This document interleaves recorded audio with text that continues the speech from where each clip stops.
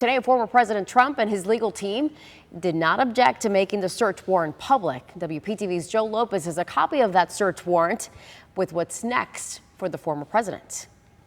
This is a copy of that search warrant, and in it, it states that the FBI found 11 sets of documents, some marked top secret. Now, legal experts say that this could be used as evidence against the former president.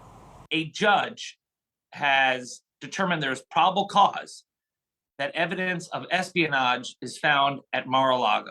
A search warrant released by a federal judge says the FBI removed 28 boxes of items from Mar-A-Lago with few details, including documents labeled confidential, secret, and top secret. Apparently, someone from the inside tipped off investigators that he still possessed documents and they were crucial and vital to our national security.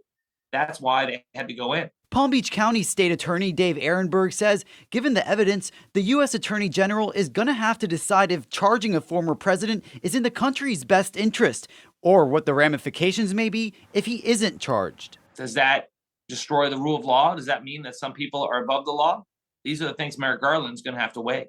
Ehrenberg says the search warrants list probable cause for 3 federal crimes: espionage, punishable for up to 10 years in prison; obstruction of justice, punishable up to 20 years in prison; and mishandling of documents, which could be 3 years in prison, barring the former president from running in office. If you are possessing something you're not supposed to possess, it doesn't matter if you're Republican or Democrat, you've broke the law. Criminal defense attorney Valentin Rodriguez says the FBI findings may be used as evidence into possibly charging the former president for the crimes. We need to know what these items actually represent, and then we need to determine if those items would constitute a crime, mere possession of them.